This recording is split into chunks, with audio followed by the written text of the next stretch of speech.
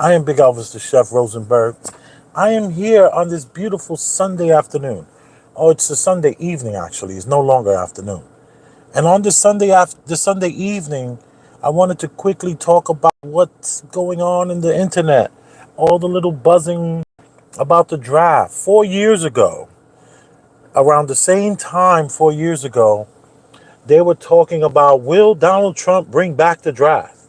That was big. Now it went away for a while. So is this more rhetoric about the draft that we're hearing now? Are we hearing? Let me move this camera. It is too high. Oh, let me see. Let me see. Much better. So we have this draft. I guess every 4 years there's the draft buzzing. I remember when I was told as a young man that there will never, ever be another draft. 1975, I think they got rid of it, or we thought. You see, the draft is basically this system where there's a lottery system, and this lottery goes by your date of birth, and everyone that was born on this particular date, that's 18. At the time it was 18. Now they're talking about, and when I say they're talking about, I'm talking about the House of Representatives. The House of Representatives has this thing where they have the Department of Defense. And in the Department of Defense, it's every year they have to write out what they're going to need all the billions of dollars for. And they want so much money, like $1 trillion a year these people want to defend our country. And they actually put out these proposals. And what we have now is the newest proposal out of the House of Representatives. And they wrote out that they are looking to reinstitutionalize the draft. And what's really happening is that when here in the United States of America, you have to, when you're 18 years old, kind of like let the government know, hey, I'm 18 years old. If you need me, I'm here. And that's like a voluntary system. And they do have these things in place where they can threaten, like, listen, if you don't do this, you're going to get in trouble. But no one's gotten in trouble in 50 years for not signing up for the armed services. It's just, it's regular. It's regular stuff not to sign for the, not to, when you don't sign for armed services, no one goes, what's wrong with you? You're unpatriotic, or you're not American, or, what are you doing? No one says that. No one thinks like that. But these are things that you're supposed to do. It's like jaywalking. No one's really getting jaywalking tickets, but it's still kind of like a law. Well, this new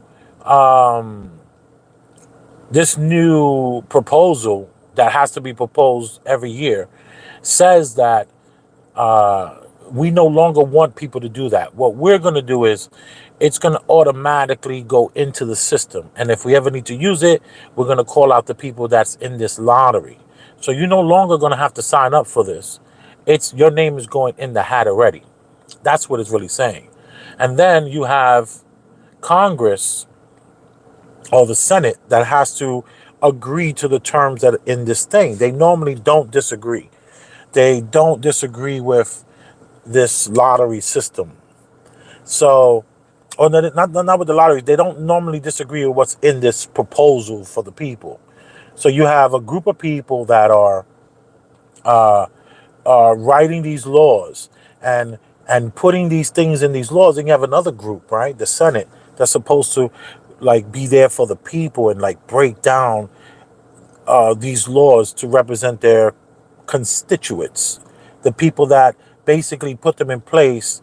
They put them in their jobs. They're supposed to have their better interests. So the question also is, in this proposal, they propose that women will go into the same exact system. So we're talking about equal rights, to the wazoo, if women are going to be 20 years old to 26 years old and have to be subjugated to this idea where you're going to have to be representing your country, and you might have to do it in a violent way. You might have to represent your country in a way that's super violent, and you might have to take life, human life, for us, the people, to live our lives. That's why I give so much respect to these young men and women that have stood up and stood 10 toes down on those proverbial battlefields, despite the fact that they probably are cannon fodder. And, cannon fodder is just a way of saying, like, you just, your body is there to catch bullets for this idea of freedom. So, if you can get past all that, then I get it. My feelings on the draft and on the war, and I remember when I went to Montreal, and I was talking with someone in Montreal, a patriot or a veteran, and I was like, "Well, what wars were you in?" And he was like, "Well, I wasn't in any war, but in order to be a citizen, you have to." I think it was 9 months or some sort of, I can't remember what he told me. I should have maybe fact checked this, because this is, hearsay, and this conversation happened 15, 20 years ago. So my thing is, when a person is a citizen to a country and they want to live in this country, you know that you have to pay taxes. Here in America, well, not America, here in the United States of America, because America, takes up a long, long space. So you have to be clear and concise when you say where you're talking. I'm talking about in the United States of America, we're being taxed up the wazoo. It doesn't surprise me when you're taxing the people for every time money moves. No matter if you pay taxes on it when you first got the money, you're going to be anytime the dollar gets moved, it's being taxed. So it doesn't surprise me that you have these same people here in the United States of America, saying, well, these people should be spending time learning how to shoot and fight for us, just in case we need somebody to catch some bullets. And so that doesn't surprise me. What surprises me is that there's no conversations being had on the internet about why. Why now? Even though they've talked about this before, this is not something that's new. But why? And I would argue that, well, let me not even get into my argument about why. Let's get into some of what we know. We know that this is not in effect yet. We have the Senate that has to break this down and say, yeah, I don't like this, I don't like that, I don't like this, I don't like that. My constituents don't want this, they don't want that. Will they do that? That's the question. And then right after that, you have the president. So whoever's going to be the president is going to have to sign off on that. But there is this idea that you're going to be in this country or any country, and you're not going to serve or be at least ready to serve your country. So if things get crazy, if China is trying to befriend Canada and set up nuclear weapons, we, the people, need to not just depend on the regular, everyday Joe Schmo to go fight. I mean, the everyday soldier to go fight. We need the everyday regular Joe Schmo to be ready to fight, especially if it's coming from certain directions, right? And let's say this is non-nuclear.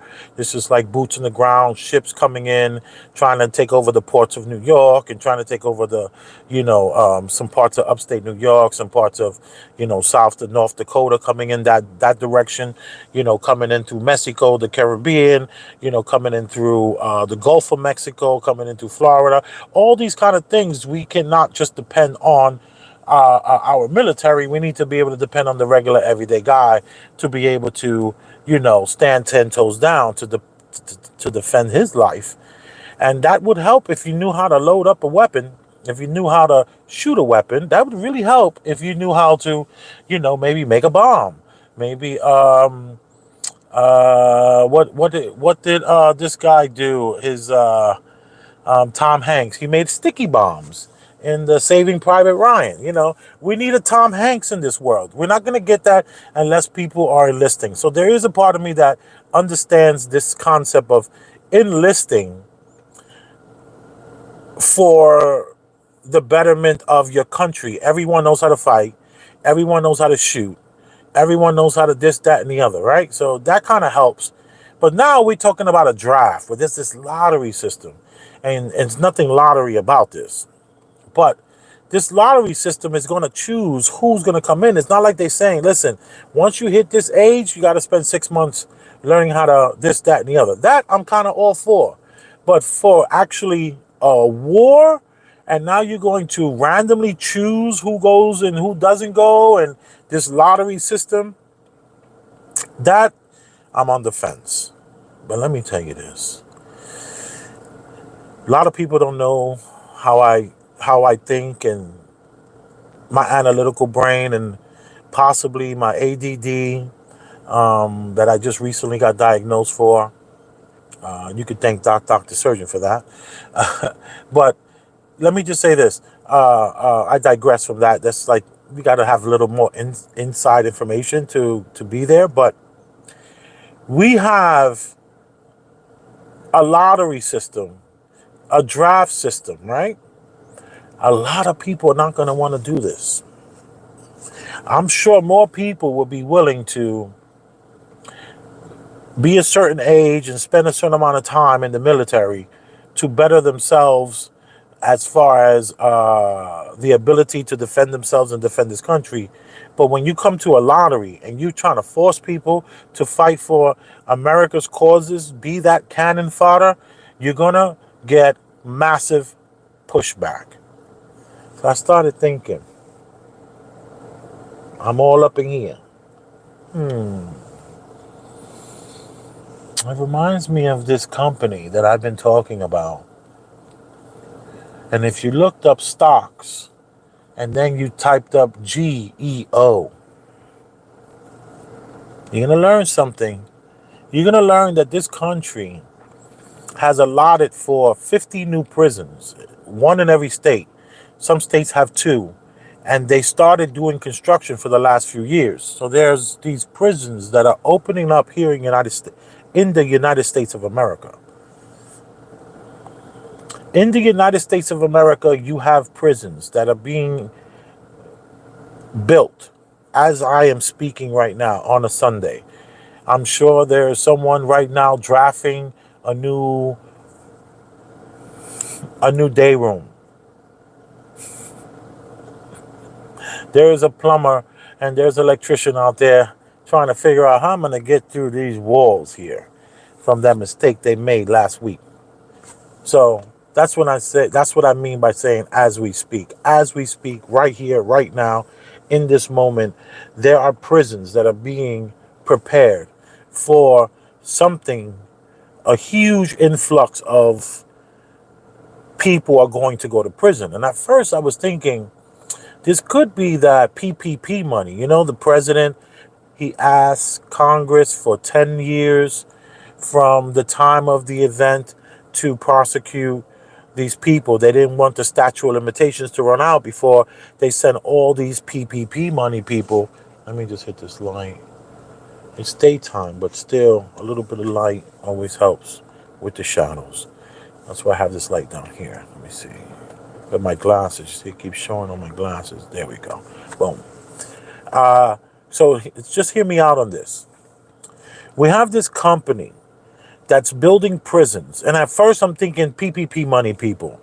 All right. But we know, or at least some of the experts, people like Pocket Watching with JT and others have said things like a lot of people are going to do about 6 months to a year for the 25,000 that they took, the minimums that they took. And I was thinking about that. Like, is that enough? Is there enough people? Is that enough time to be building these prisons? And then I started to think about this huge influx in the United States of America with all these immigrants, right? You have tons and tons and tons of immigrants coming into this country by the hundreds of thousands. All these immigrants are now having children. Almost, I would say 90% of all the women that came into this country are pregnant or at least had one baby by now on this soil, the United States of American soil. So they're looking to have these anchor children, these anchor babies. And where will these anchor babies be in 18 years, in 15 years? I would argue that these anchor babies are going to be part of huge crime-ridden situations, because if you look at the inflation rate and what's going on with the dollar is not worth much. And you are going to find a group of people that are looking to eat and they're looking to live, and they will figure out a way to make a buck. No one's going to starve. And how much of this food are you going to eat? Like here in New York City, where I am, they give the immigrants credit cards just because the immigrants complain they don't like the food that they're giving them for free. They're like, no, I don't eat that.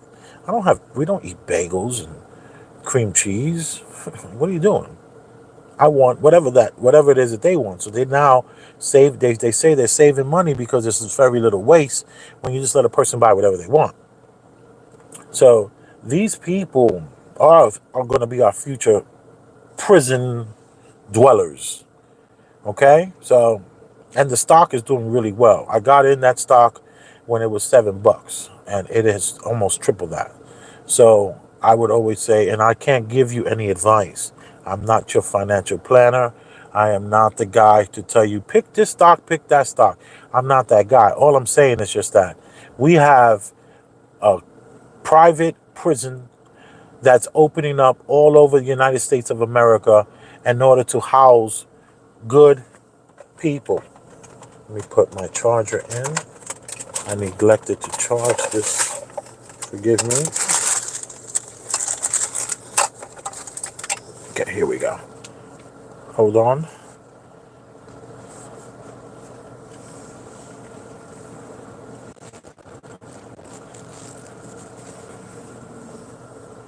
All right, that look good.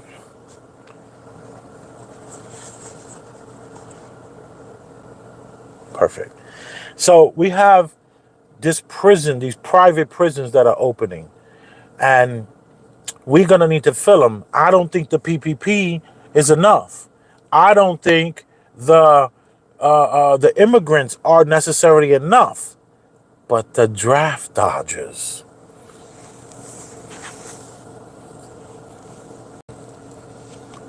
this is perfect. You don't want to go to the draft? No problem. You're going to do 18 months in this prison. Or you can take us to the Supreme Court and tie up the Supreme Court and just wait 5 years until you get called. Or will you be free when that calls? How much money are you going to need to bail yourself out? Like, we're talking about the monies on the attorneys alone that are going to make so much money defending these people that don't want to be in the draft. And then you're going to have, we're talking about massive amounts of money is about to be popping in the next 10 years. The next 10, 15 years, we're talking about that company GEO might be somewhere at the, with the compound interest. Even if it just goes up to $300 a share, then they might split the stocks. All I'm saying is,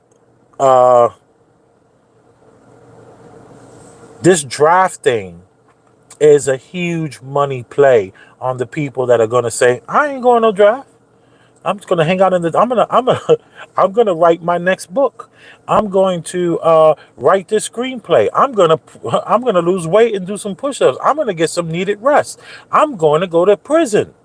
I'm not going around shooting and killing people. No. So I haven't seen anyone come at it from this angle. You know that I am a student of Troy Terrain. That's from the Star Report on YouTube, and much more than just YouTube. And he's a serious objectivist, and I've studied his way of thinking when it's objectivism. And this is the objective perspective, and this perspective is about like, we are living in a corporation, that is masquerading itself as some sort of like community. And it's not a community. This is a real business. Every time the dollar gets moved, it is taxed. Every time I pay you, the government's getting your money. Every time you go to the store and you buy something, you're getting taxed. The government is getting your money. The people that made the money on the money that you are getting taxed for, they got to pay tax on that money. The dollar is being moved and taxed like crazy. Please don't get this place confused with no place other than capitalism going 10 toes down, balls deep in your ass. And don't think for 1 second that the Senate, I'm not saying that the Senate is not going to just like shut this down. I'm not saying that the president is not going to shut this down. What I'm saying is that these prisons are being built and massive amounts of money is going to be made. And those PPP money, that might not be enough to fill up the jails. I think I know a way to get these jails filled, and that's draft dodgers. So that's my 2 cents. I got 2 cents I could just throw at the camera. And the sound effects. Well, let me just say this. This is a value for value show. And if you got any value out of this, which I know you have, you should have hit the thumbs up. You should have pressed the like button. That's what I'm saying. You should hit the comment section, press the like button. All these things should be happening. You need to hit the Cash App. That's $ Elvis Rosenberg. One word, Elvis Rosenberg. The E is capitalized and the R is capitalized. Okay? The Venmo, at Elvis-Rosenberg. You are appreciated. I love you, and I want you to think about what I just talked about. Let me see what's being written here. Hit the like button, y'all. Let's not be rude. Okay, we got P1 Vopic. He's not from around here. Natalie. Hey, how are you? Boom! Look who stepped in the room. Yo, how you doing? Breezo. The Saudis are not rewarding America's oil contract. Renewing, yeah. Everyone is getting rid of the dollar petrol. That's basically, it's called the petrol dollar. Excuse my wolfness. I did trim down here. I just kind of get the rest. Forgive me. I'm just reading this. So the Saudis are not. Let me just get back to Bezos. The next 10 years is going to be a Great Depression. No, it's not. Time to go. You got to go? All right. But you said something about the Saudis are not rewarding. All right. Yeah. Let's talk about the petrodollar real quick. The petrodollar is a very